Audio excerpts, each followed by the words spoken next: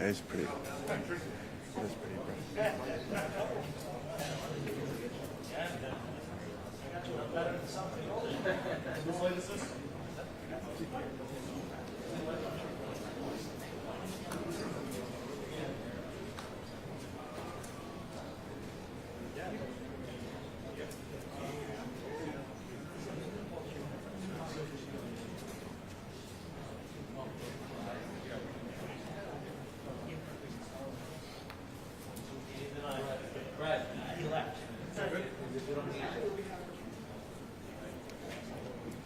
It is kind of bright.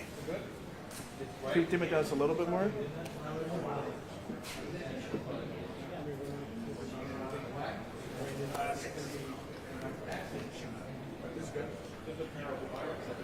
That's fine.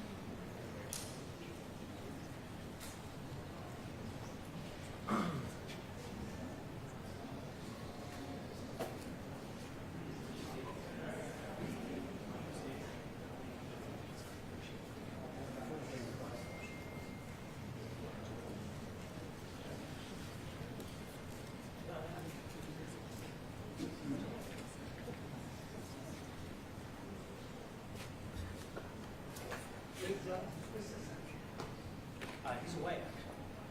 I emailed him. Look, he sent me an email, so I wrote back.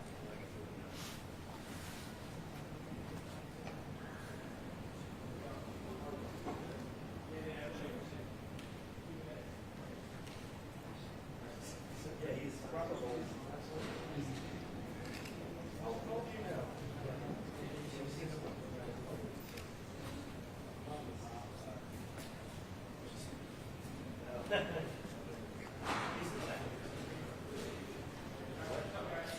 What's up, guys?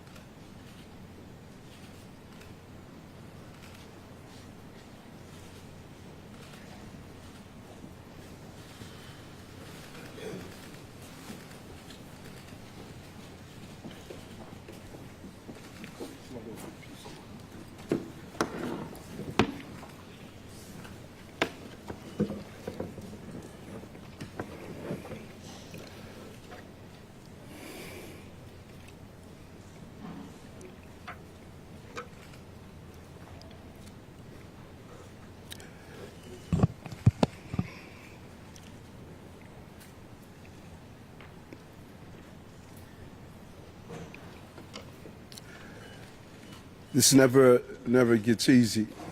I always go back to the beginning of my role as mayor in Harlem Hospital, where Officer Mora and Rivera were assassinated. I remember watching their family members enter the hospital and a loud yell of, "No, God, please tell me it's not true." And I thought about that today when the notification came over from the police commissioner that we had a number of shots fired and we're still unraveling what took place. And our hearts are heavy. 5 innocent people shot tonight. We lost 4 souls to another senseless act of gun violence, including a member of the New York City Police Department, Officer Islam. He served in the 47th Precinct. He was just 36 years old and a 3.5-year veteran of the department.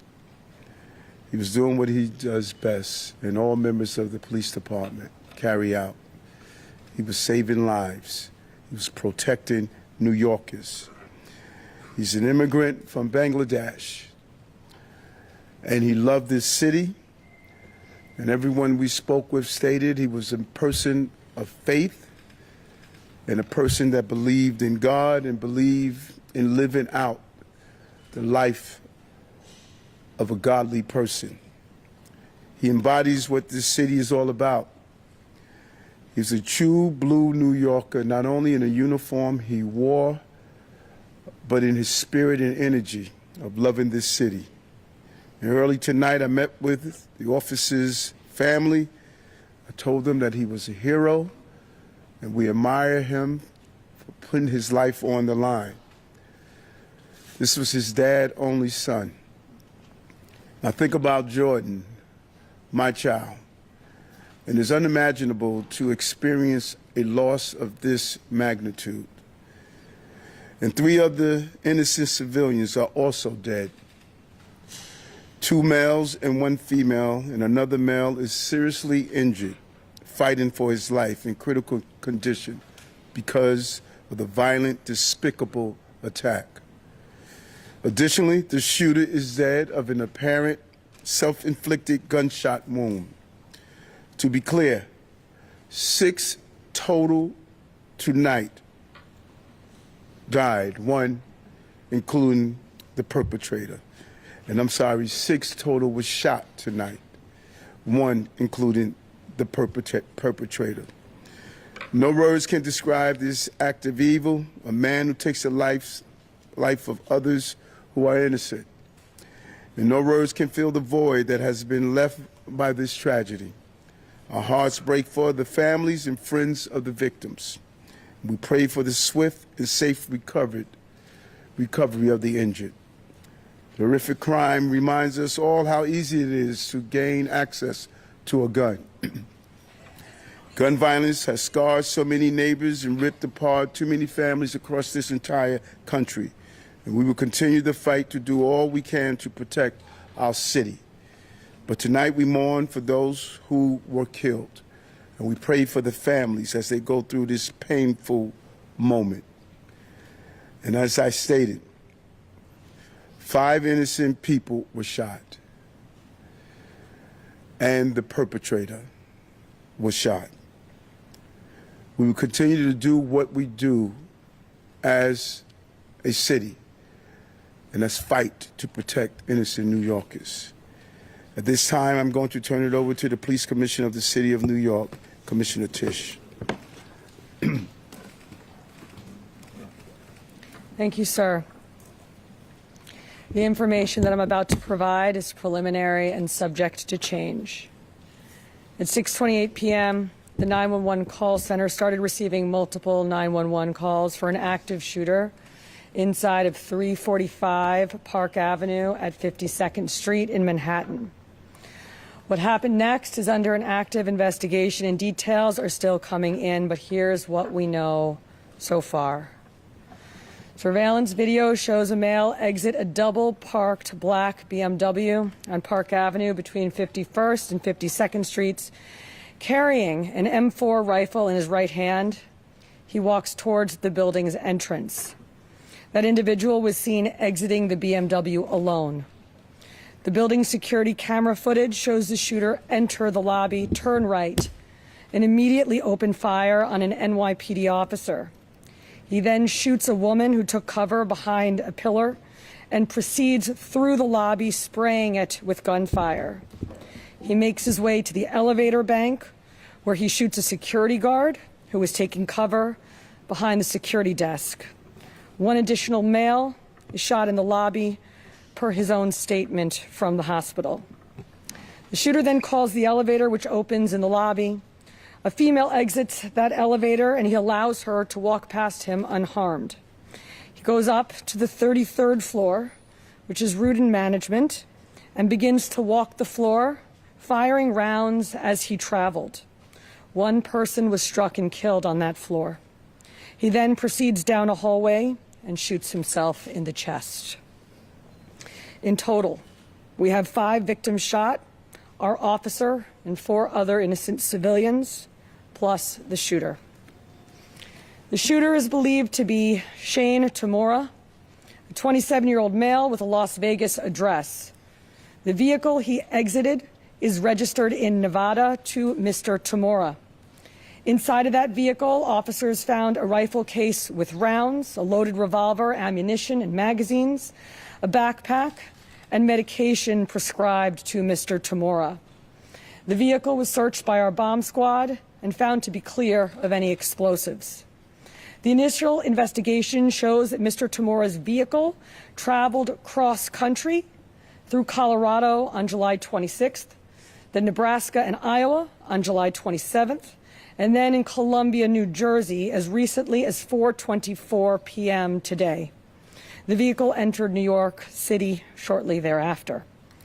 According to our law enforcement partners in Las Vegas, Mr. Tamora has a documented mental health history. His motives are still under investigation, and we are working to understand why he targeted this particular location. 345 Park Avenue is a commercial office building whose tenants include the NFL, Root and Management, KPMG, and Blackstone. At this time, 4 of the 5 victims are deceased, including our NYPD cop. Our officer was transported here to New York Presbyterian along with 1 male civilian, the lone shooting survivor, who is in critical but stable condition at this time.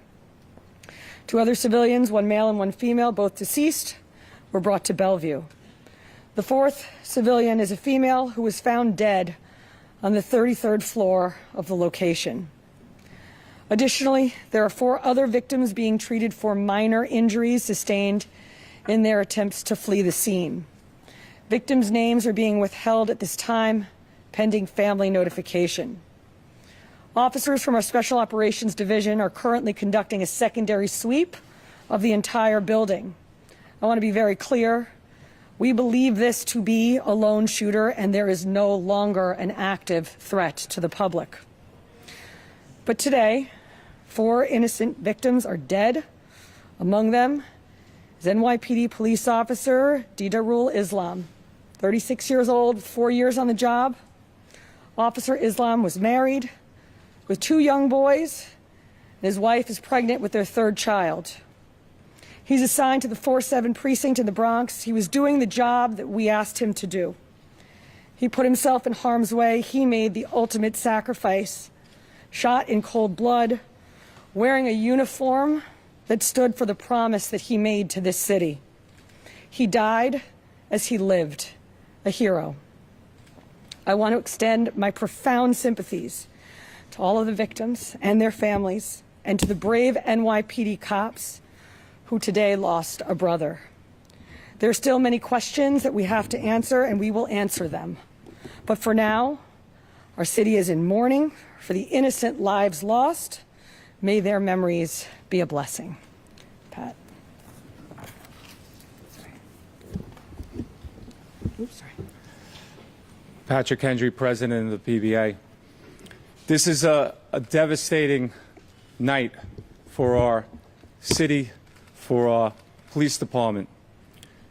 Pure evil came to the heart of our city and struck innocent people. And one of our police officers who were protecting those people. We lost 4 people tonight in our hero brother who gave his life for this city. He was a hardworking police officer who was proud, we know, from hearing from his family, to put on that uniform and shield of a New York City police officer every day and went out and did his job. And he went out every single day to provide for his family, whether it was overtime or whatever he had to do to provide for this family. That's what he did on a daily basis. And his family is devastated. A wife losing a husband who provided for that family. A father who's not going to see his son again. And our hearts of every New York City police officer right now is hurting. We're hurting for our brother police officer who we lost. We're hurting for that family. We're hurting for all the victims and hurting for all the families of the victims. And we're all asking, why? Why did pure evil come here? And we know our police department and our law enforcement partners will work tirelessly to get those answers. But now our job as police officers is to be there for this family, to support them in any way that we can, to come together as a city, to be there for these families of the victims. And we will continue to do that, because that's what New York City police officers do. And we're going to continue as police officers to go out and protect this city, because we know that evil can strike at any time. But police officers are willing to risk their lives to protect everyone in this room and protect everyone in this city. So we ask all New Yorkers to pray for our police officers' family, to pray for all the victims and their families. And we need to stand united going forward. We thank you for covering this story. Yeah, we are also joined by our federal partners from the ATF and the FBI. I want to give an opportunity to our partner in the FBI, a special agent in charge of the New York City Field Office, Chris Rea. Thank you, Mayor. First off, on behalf of all the men and women of the FBI, I'd like to extend my deepest condolences to the victims of this senseless tragedy. And also personally, I want to extend my condolences to the police commissioner. And just please know, ma'am and Mr. Mayor, that you have the full force of FBI New York and the full force of FBI to get to the bottom of the answers. Upon learning of the incident this evening, FBI agents immediately deployed to the scene to assist our NYPD partners. While this remains an NYPD investigation, the FBI's New York office stands ready to provide any and all resources to assist our partners. Initial checks of our internal systems have not revealed any information about the subject. But when and if more information becomes available, we will share what we can, when we can, with the public. Thank you. Okay, we're going to do some on-topic questions, folks. Start with CNN, please. Just a quick question about the police officer. When he was getting in the lobby, did he have a chance to fire his weapon at the shooter, or was it the shooter he ambushed? And also, when the shooter got to the floor, approximately how many people were on that floor, and what were they doing? All of this information is under active investigation. Videos are being reviewed. And then as this investigation continues to unfold, we'll be able to answer those questions. But right now, it's an active investigation. Miles Cooper, Commissioner, if you could just talk about working paid detail there, people who might not know what that means, and was he the only officer working that paid detail there? I believe that there were 2 officers in the building working pay detail assignments in different parts of the building. And what is that? People, may say he's on his day off working in uniform. Paid detail is a program that we have set up at the police department that allows companies to hire officers in uniform to provide extra uniform security. Commissioner, did the shooter, based on interviews with witnesses, did the shooter say anything at all? And secondly, did you leave behind any manifesto, any writings or leaflets? I already described what we found in the vehicle, and it's too early in the investigation to discuss anything more. Thank you. Is there any indication that he had any prior connection to New York or to the real estate industry? As I said, too early in this investigation to tell, but nothing that we have seen preliminarily. Commissioner, can you talk about what the medication was that was found in the vehicle? I cannot. Can you speak about any prior law enforcement contact you may have had? I cannot, other than to say that our partners in Las Vegas made us aware of a mental health history. Yes, Steve? Mostly Durham? Can you please share any details you have regarding the patient's history with origin and whether or not he had Just what I said already. It was an M4 rifle, and we also found a revolver in the vehicle with ammunition and magazines. He did have a license in the state of Nevada. Your one? Was there any intelligence indicating that investigation was at risk beforehand? And are you considering this a targeted attack or an act of terrorism? At this time, it's too early in the investigation to tell.